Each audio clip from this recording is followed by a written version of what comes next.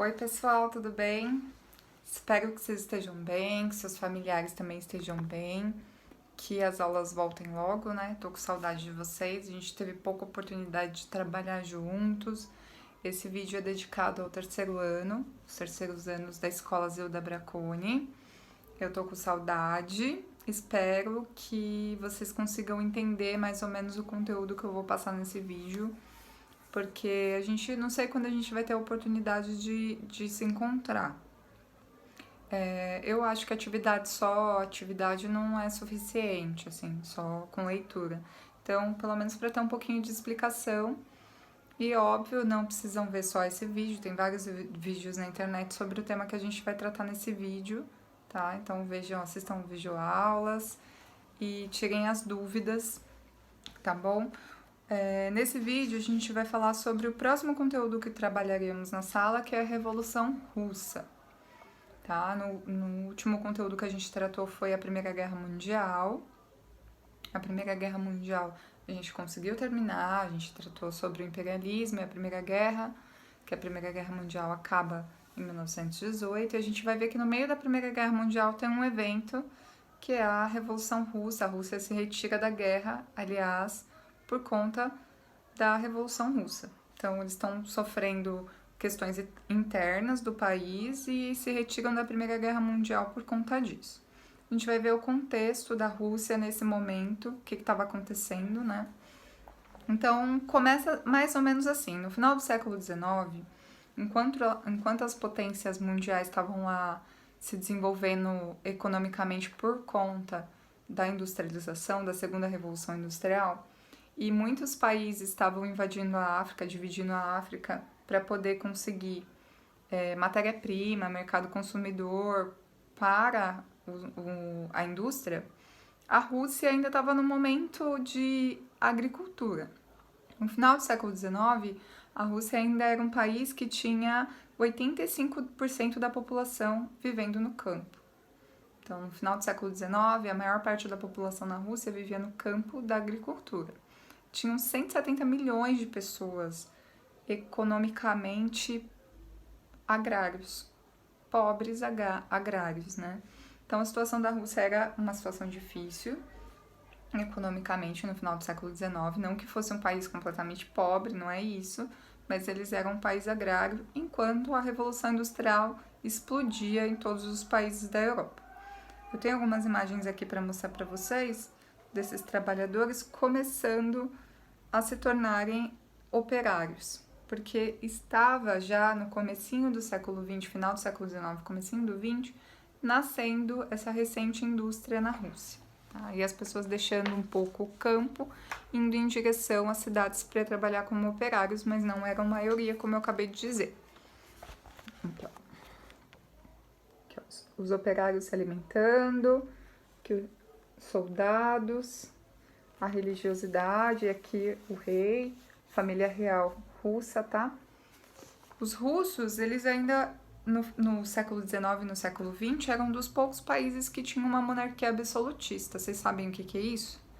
Uma monarquia absolutista é quando tem um rei e esse rei ele é absoluto, ele quer mandar em tudo, ele governa sozinho, não tem uma constituição que garanta os direitos da população, ou se tem, ela não garante mesmo, de fato, os direitos da população, e essa era a realidade da Rússia. Eles tinham o que eles chamavam de czar, ou Cesar, que era o imperador russo. Eles tinham uma família real, que já vinha de uma dinastia de longo tempo na Rússia, no poder, e o czar da família Romanov foi um dos últimos czares do mundo. A gente vai falar mais especificamente do czar Nicolau II. Tá? O Nicolau II, eu tenho uma foto dele aqui que eu vou mostrar para vocês. Ele foi o último czar russo. A família real tá ele e a família dele na foto. Olhem aqui. Não sei se a foto se vai ficar bom no vídeo, tá? Mas qualquer coisa vocês pesquisem ele. Ó, ele e a família dele. Ele era, como eu falei, um czar absolutista.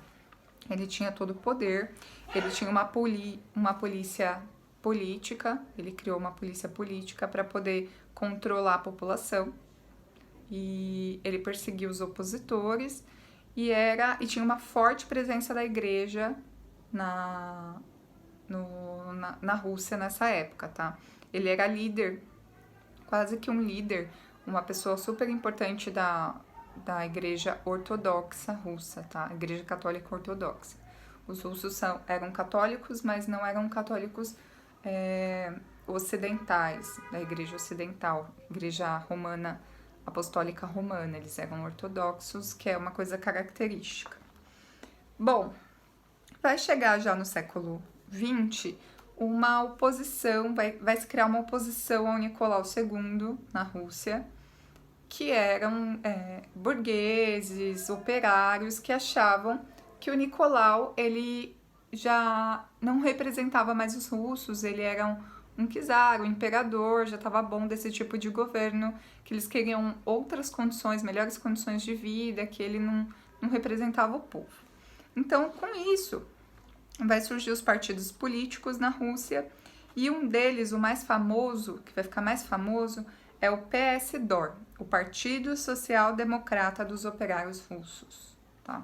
O PSDOR vai ser um partido social-democrata, ou seja, mais alinhado com as ideias socialistas. Eu não sei se vocês já estudaram, mas provavelmente sim, as ideias do marxismo, do Karl Marx e do Friedrich Engels, que eles têm um conceito bem específico, assim, que a exploração, a miséria e a desigualdade advinham do capitalismo.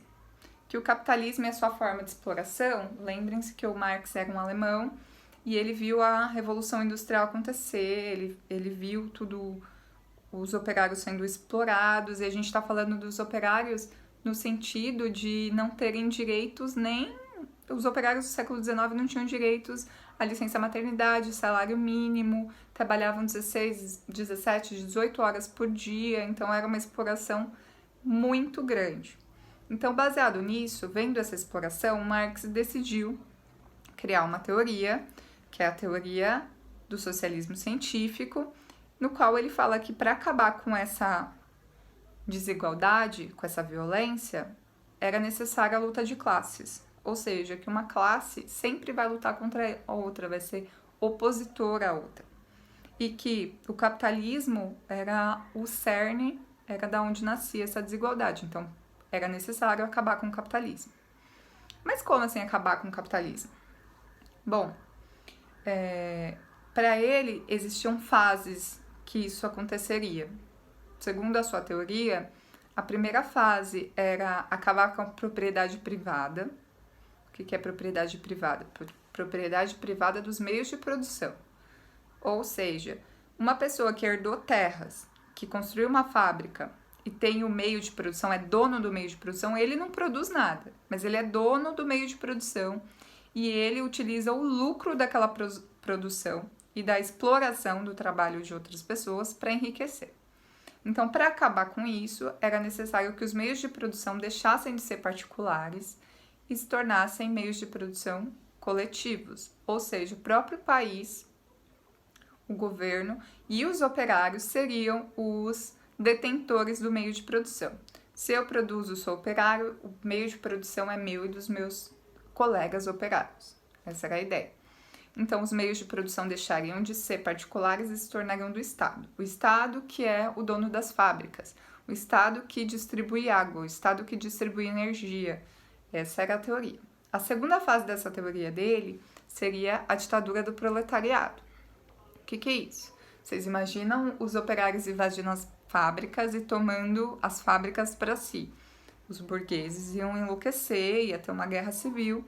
Então, para que isso não acontecesse, para que a sociedade se organizasse, para que os trabalhadores se organizassem, era necessário ter um ditador.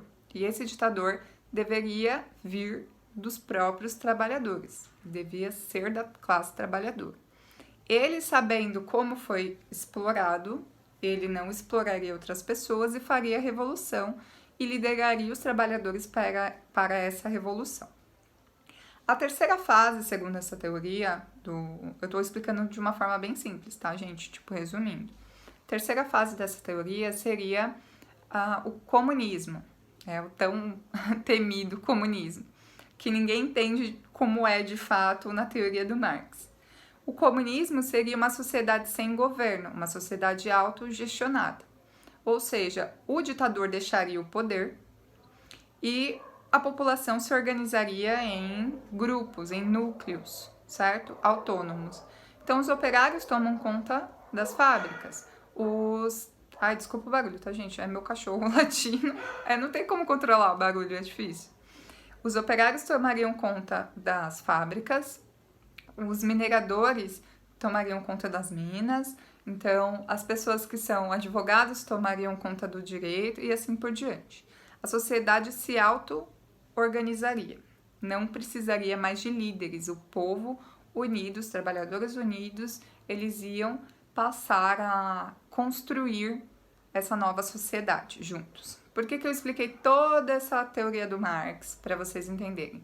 Porque o PSDOR, esse partido, Partido Social Democrata dos Operários Russos, vai utilizar como base teórica essa teoria do Marx, o marxismo, do Marx e do Engels, né, na verdade. E dentro desse partido vão ter dois grupos, tá divididos em dois grupos. O partido vai ter um grupo que concorda com uma coisa e outro grupo que concorda com outra. Um grupo vai ser os dos mencheviques, liderados pelo Kerensky, Alexander Kerensky. Os mencheviques eram burgueses, pessoas que tinham dinheiro, trabalhadores liberais, que acreditavam que a revolução deveria acontecer sim, mas que primeiro a Rússia tinha que deixar de ser um país agrário, que eles tinham que desenvolver o capitalismo, aumentar o número de fábricas de tecnologia e depois fazer a revolução. Para eles, o importante no primeiro momento era tirar o Nicolau II, o czar, do poder, desenvolver o capitalismo e depois estabelecer um governo socialista, de acordo com a teoria do Marx. Já os bolcheviques, eles eram trabalhadores, eles eram operários, a gente chama de proletários, tá? Por que proletários? Porque a única coisa que eles tinham de posse sua, de propriedade, eram os filhos, a prole, por isso proletários. Então, os proletários eram liderados pelo Lenin, e o Lenin, ele acreditava, e os bolcheviques acreditavam que não devia desenvolver o capitalismo, tirar o Nicolau do poder, desenvolver o capitalismo para depois fazer a revolução. Para ele, não. Para eles, era necessário fazer a revolução de cara, acabar com a exploração, acabar com a propriedade privada e a seguir o plano, essa teoria do Marx e do Engels, certo? Por que eu tô falando isso tudo para vocês? Porque a teoria, toda essa teoria e esse partido vão ser os protagonistas da Revolução Russa, né? Então, em 1905, vai ter o primeiro movimento revolucionário. O que vai acontecer? Vai acontecer um evento chamado Domingo Sangrento. O que foi o Domingo Sangrento? Vai ter uma manifestação na frente do palácio, lá em São Petersburgo, que era a cidade onde ficava o Palácio Imperial, onde estava o Nicolau II, e milhares de pessoas vão fazer uma manifestação pacífica, uma manifestação sem armas, sem violência, na frente do palácio, e eles queriam entregar um documento com umas reivindicações. Que reivindicações eram essas? Eles queriam os trabalhadores melhores condições de vida, justiça, proteção, não queriam mais ser oprimidos, eles queriam que os trabalhadores tivessem um trabalho honesto, um trabalho digno. Então eles começaram a questionar a situação de vida da Rússia e achavam que o Nicolau não fazia muita coisa por eles. E aí eles foram entregar essa carta com essas reivindicações para o Nicolau. O que o Nicolau mandou fazer? Mandou atirar de forma violenta, acabar com a manifestação de forma violenta, atirar nos manifestantes, mesmo que seja uma manifestação pacífica. E isso virou uma violência generalizada, foi um evento terrível, saiu na mídia do mundo inteiro, e isso vai fazer com que os russos se organizem. Depois desse evento, eles vão falar: não, é a gota d'água, a gente não quer mais essa vida, não quer mais essa política, a gente vai mudar isso e vamos começar a se organizar. E a partir daí, eles começam a organizar os operários em sovietes. Sovietes é a base da revolução. O que eram sovietes? Eram comitês populares que pretendiam organizar os operários em seus locais de trabalho, discutir e decidir sobre as ações revolucionárias e mobilizar a população contra o Nicolau II. Eles começaram a criar núcleos de resistência contra o Nicolau e organizar e mobilizar e politizar essa população. Então eles se organizam para isso. Fazendo isso, em 1905, os sovietes, eles começam a politizar de uma forma muito grande, massiva a população. E a população, quando chega já próximo, às vésperas da Revolução, já tinha um ideal formado. Esse ideal formado com base nas ideias lá que eu falei para vocês, as ideias marxistas. Aí, chega em 1917, tem a Primeira Guerra Mundial. Né? E a Primeira Guerra Mundial matou uma quantidade enorme da população mundial mesmo. Foi uma guerra muito violenta, demorada, lenta por causa das trincheiras. Muitas pessoas morreram com a gripe espanhola, morreram com as doenças nas trincheiras, com a fome. Então foi uma guerra bem difícil.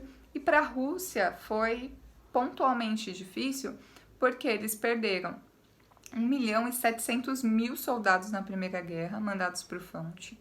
Então, 1.700.000 só de russos. 25% das suas indústrias foram destruídas com a guerra. Tiveram prejuízos agrícolas, né? Não tinha mais gente para plantar, porque estava todo mundo na guerra. Faltou alimentos para todo mundo. Ou seja, a miséria só se agravou na Rússia durante a Primeira Guerra Mundial. E desde o último evento em 1905, que foi o Domingo Sangrento, a população já vinha insatisfeita demais, já vinha se organizando, e aí deságua na Primeira Guerra Mundial, que vai causar essa miséria, essa desgraça para a Rússia. Isso vai mobilizar a população a fazer, de fato, a revolução. Eu tenho até uma foto aqui, ó, dos mortos, tá? Chegou um momento que eles não tinham mais nem onde enterrar as pessoas da Primeira Guerra lá na Rússia. Aqui, ó. Não sei se vai dar pra ver direitinho, mas é um monte de corpos empilhados, assim. É uma cena bem triste. E aí, em 1907,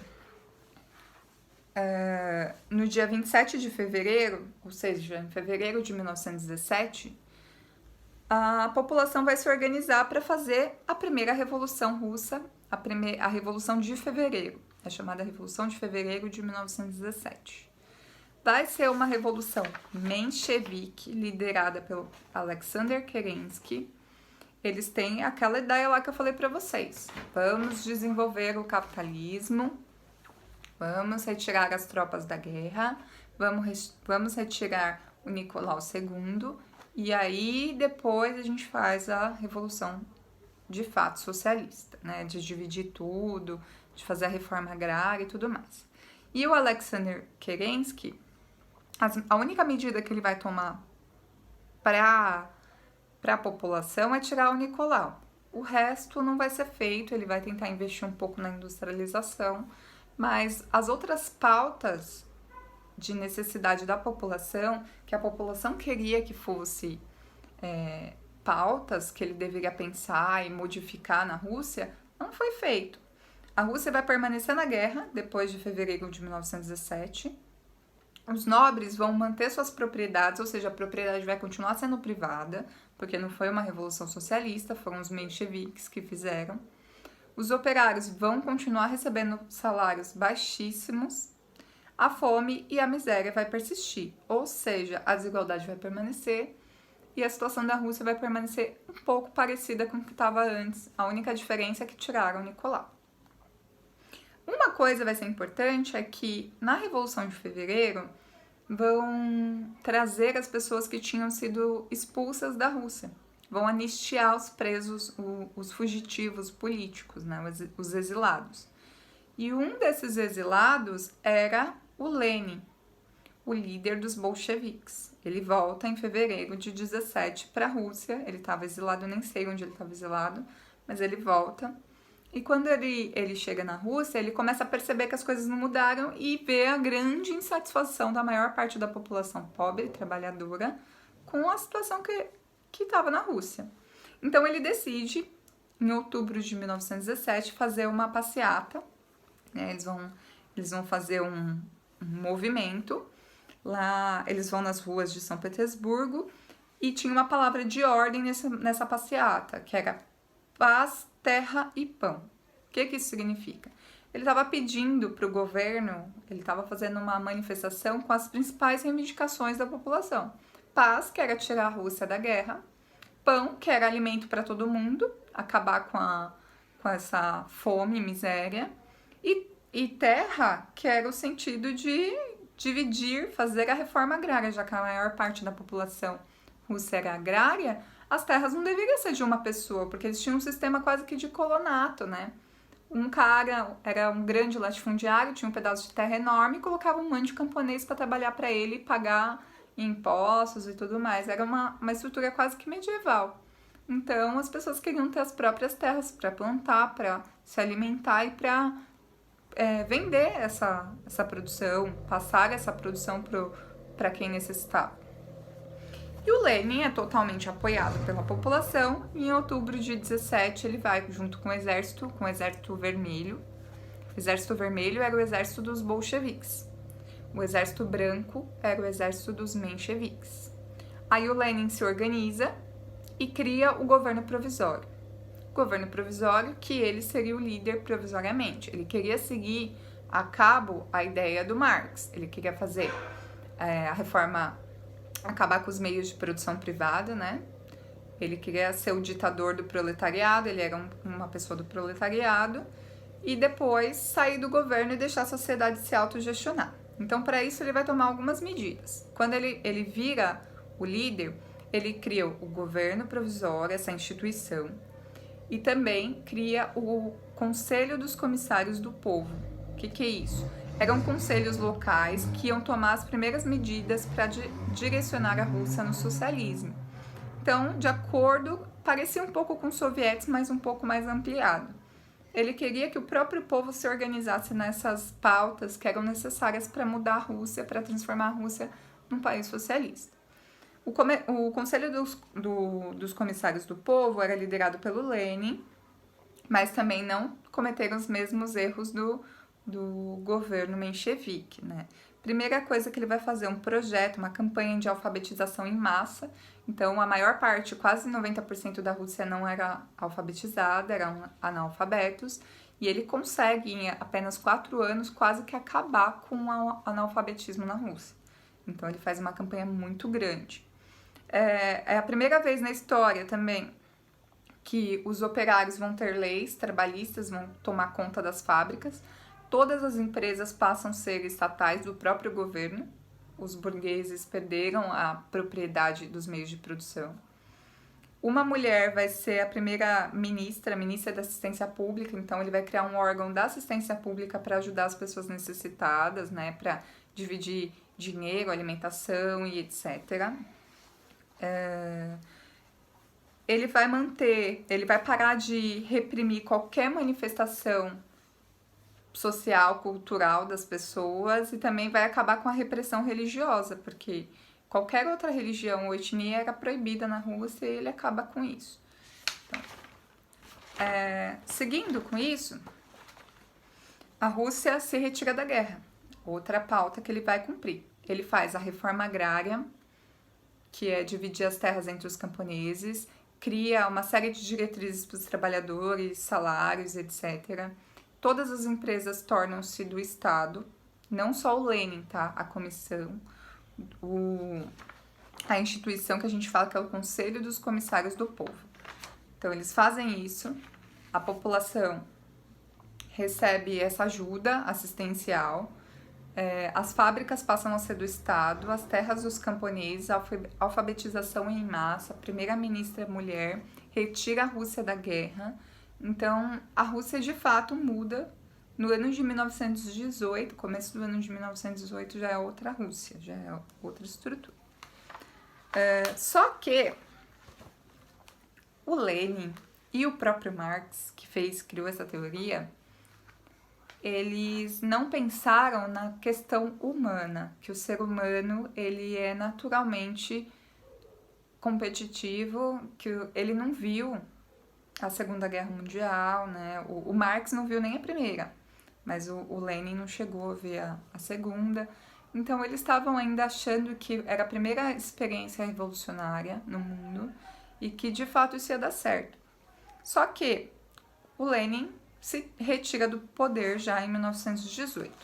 Quando ele se retira do poder, ele fala, ó, agora a ditadura do proletariado acabou, eu organizei a sociedade, agora os sovietes e o Conselho dos Comissários do Povo vão conseguir seguir a partir daí. Então, vou seguir, de fato, a teoria do Marx e deixo a ditadura, deixo o poder, não terão mais governantes. Só que nesse momento que ele deixa o poder, acontece uma guerra civil. Os mencheviques e os bolcheviques passam a brigar, uma guerra civil terrível, o Exército Vermelho contra o Exército Branco. E aí o Lenin tem que voltar para o poder, ele percebe que não era bem assim. Em 1921, que essa guerra acaba, então, em 17 acontece a Revolução, o Lenin em 18, começo de 18, ele já deixa o poder, e a Guerra Civil se instala e ele tenta contornar essa Guerra Civil para não ter que voltar para o poder, mas ele volta em 1921. E aí, o Partido Comunista já está se estabelecido na Rússia. Lembrando que desde 1918, após chegar ao poder, os comunistas, eles já se estabelecem como o Partido Comunista Russo e tudo mais. E em 22, depois do Lenin voltar ao poder, vai ser fundada a União das Repúblicas Socialistas Soviéticas. O que isso quer dizer? Que a ideia do socialismo não era só para a Rússia. Eles queriam unir outros países republicanos que fizessem a Revolução Socialista. Porque uma das ideias do Marx, do marxismo, é a universalização do conceito de socialismo.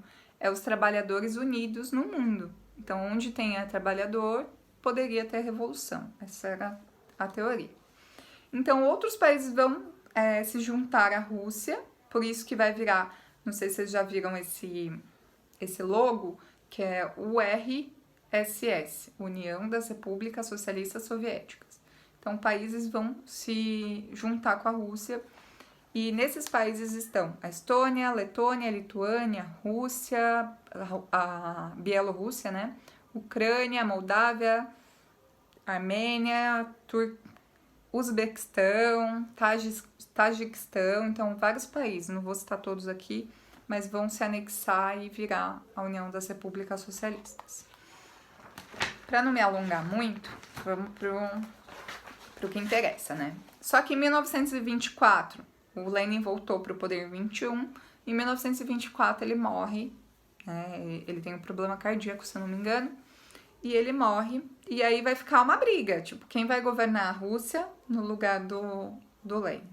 Então, dentro do Partido Comunista, tinha dois líderes importantes que poderiam substituir o Lenin.